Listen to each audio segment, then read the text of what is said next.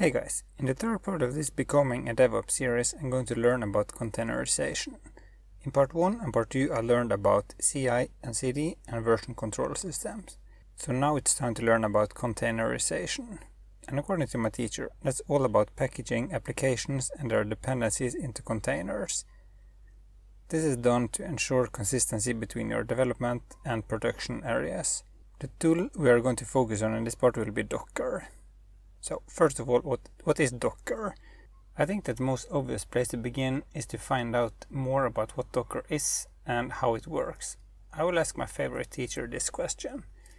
Can you briefly describe to me what Docker is and how it works? So let's see what she can say about this.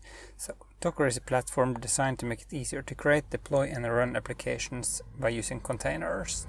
Containers allow a developer to package an application with all parts it needs, such as libraries and other dependencies, and ship it out as one package.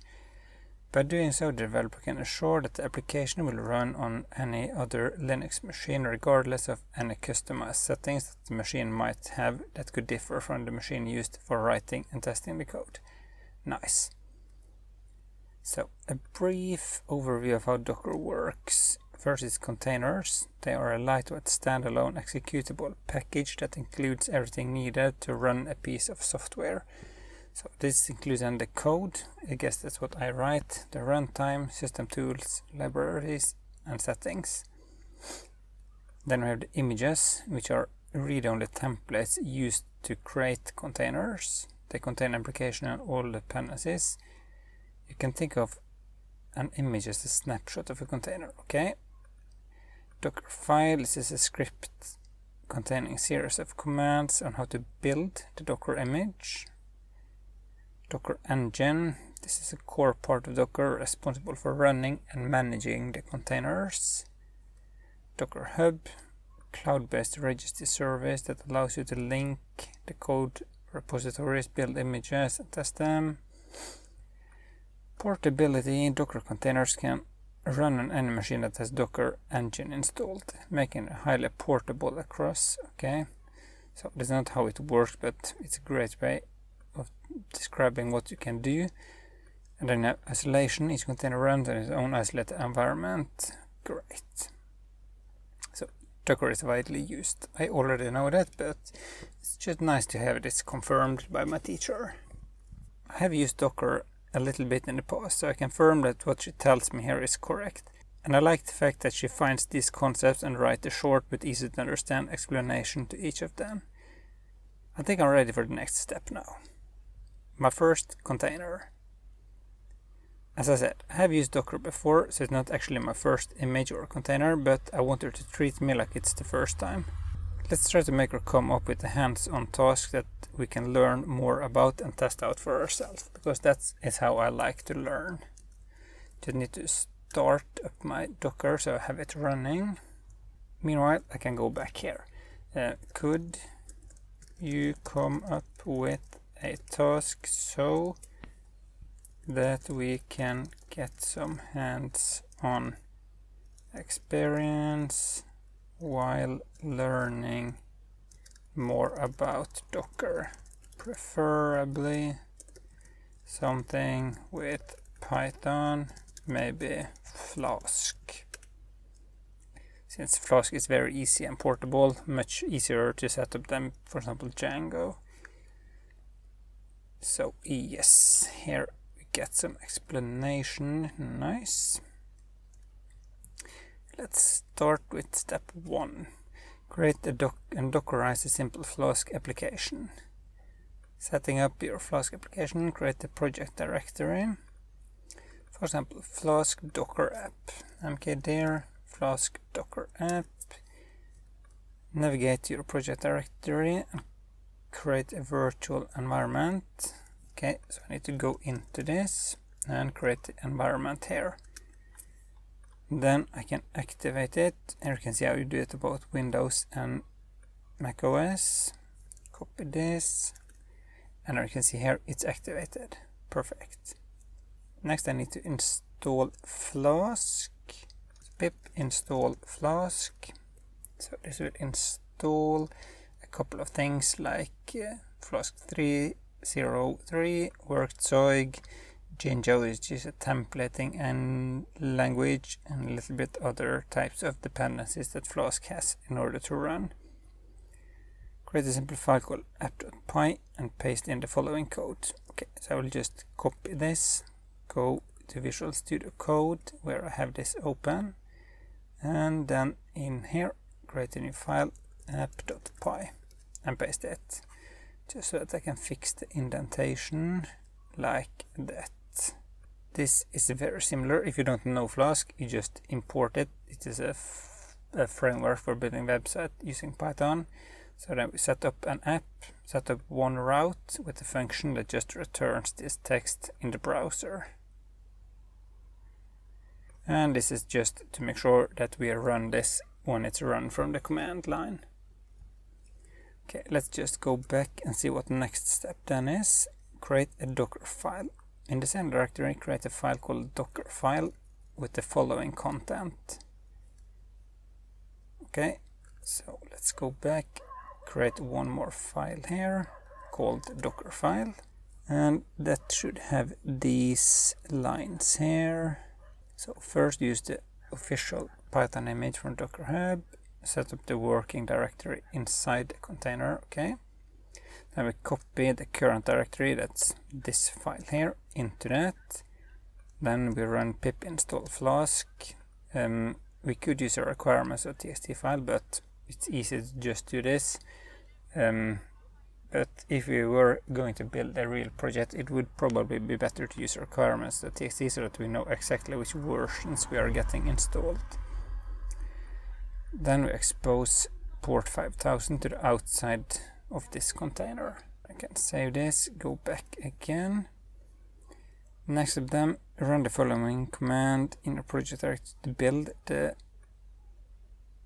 this one. So we build the Docker image. I guess I just should be in this folder. So things are now building. I can zoom in a little bit. So we are extracting, installing Python, running pip install Flask. Great. Okay, looks like everything is working now.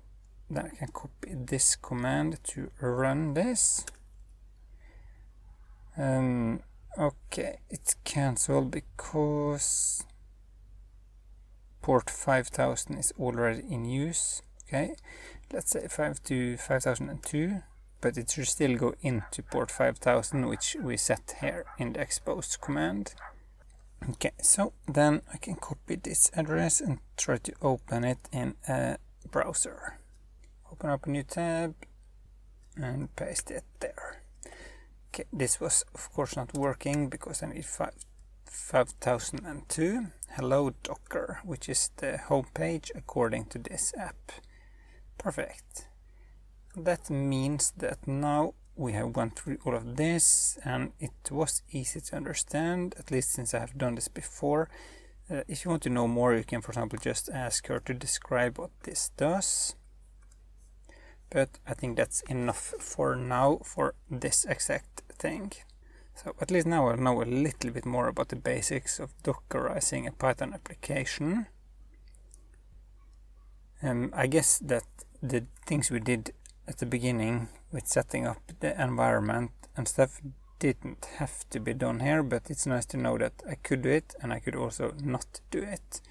And as you saw, we did a few commands here in the terminal, and I guess that if you have seen the introduction where she said that knowing a little bit the basics of the command line skills is good, and now you maybe can see why.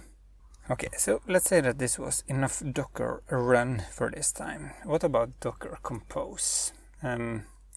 What about Docker Compose? Where does this come into the picture? Because Docker Compose is something I've used before. Maybe we get a good explanation here from her.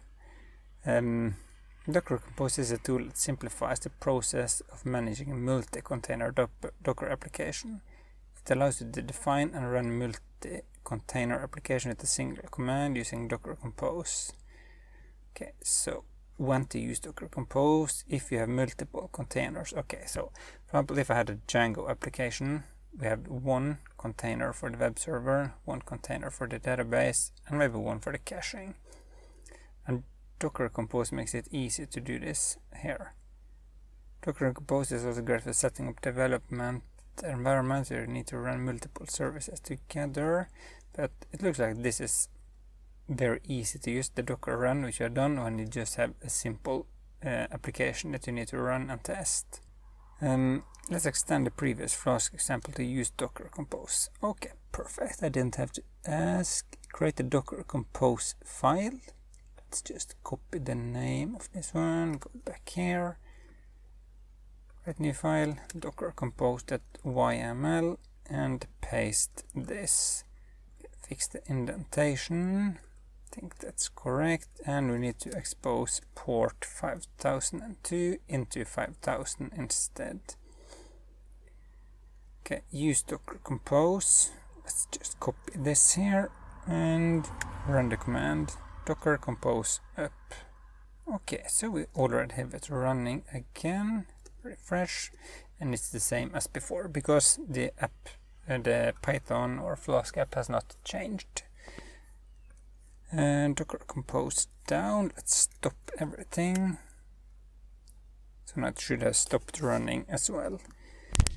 So just to summarize, Docker Compose is to make it easily manage complex application with multiple services.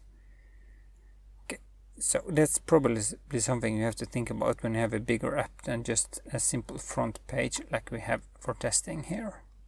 So I guess that the learning curve for Docker Compose is a little bit steeper because we get some additional concepts here and syntax that may require some more learning. We're not going to dive more into that right now, but we probably should come back to that at some point in this series.